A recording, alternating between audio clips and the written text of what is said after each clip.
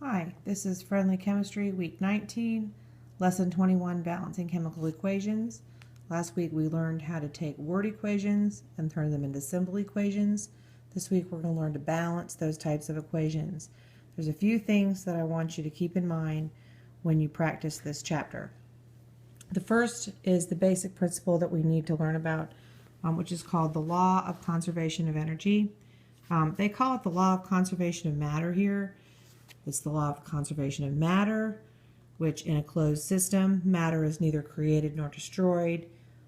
You're in a chemical reaction that says that your matter only changes form. The law of the conservation of energy, if you look it up, says that in a closed system, no energy is destroyed. It just changes form. And the same thing with mass. That mass, or what it is not destroyed or created. It simply changes form. In other words, the products on the other side of our chemical equations are only the reactants on the bottom of page S201 of our in a different form. And they say in here, what you put in, you get out in a different form on the top of S202. And that is why we balance our chemical equations. That's the purpose for balancing chemical equations, to make sure you account for all of the chemicals that happen in the process. The first example they give us in the book is a good example of that. It's creating a water molecule. I am at the top of page S203.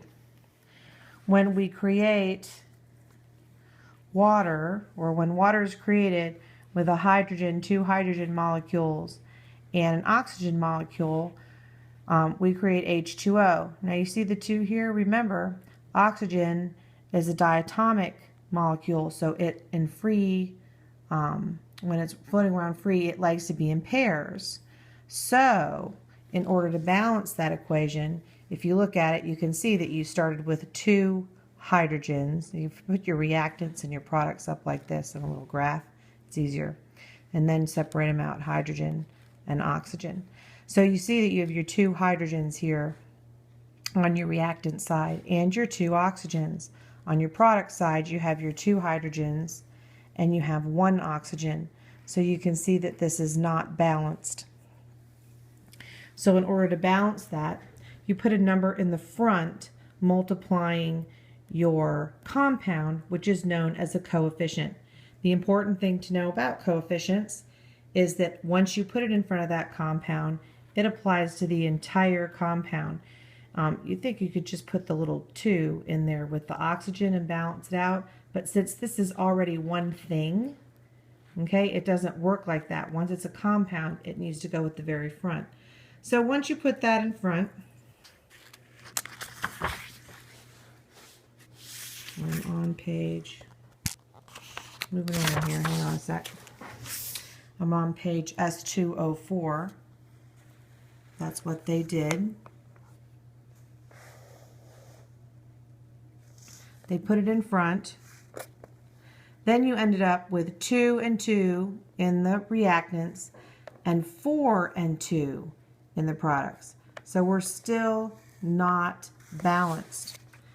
So in order to balance what seems like very simply making water, we then need more hydrogen. So we go to the place where there's just hydrogen and we put a coefficient of 2 multiplying that by 2. So now we have 2 hydrogens times 2, which are 4. We have 2 oxygens, which are 2. We have 2 hydrogens times 2, which are 4. And we have 2 oxygens, which is 2. And that balances our equation. So even for that simple little equation, we had a lot of work to do there. And I have one more thing I want you to pay attention to also. Since we're writing these from words, okay, when we go to write these, we know that our symbols come from our master list of ions, and most of those are memorized. Remember that even when we write the equation, that our compounds that are together, their charges have to be neutral. right? Their charges have to neutralize.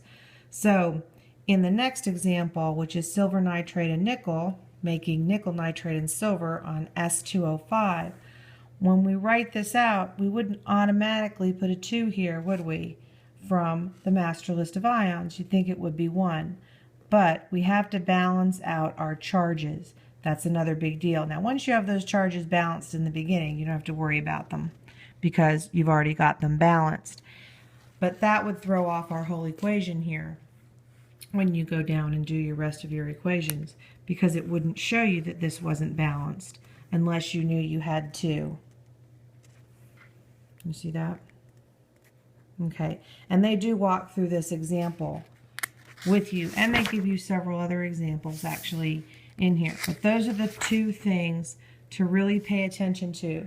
Remember that if you don't know what the symbol is, you find it on your master list of ions.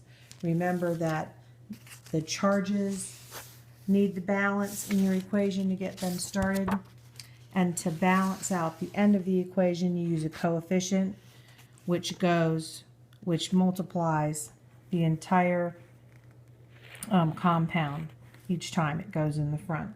Good luck. I'm going to give you a couple of example videos to watch to help you with this. And have a great week.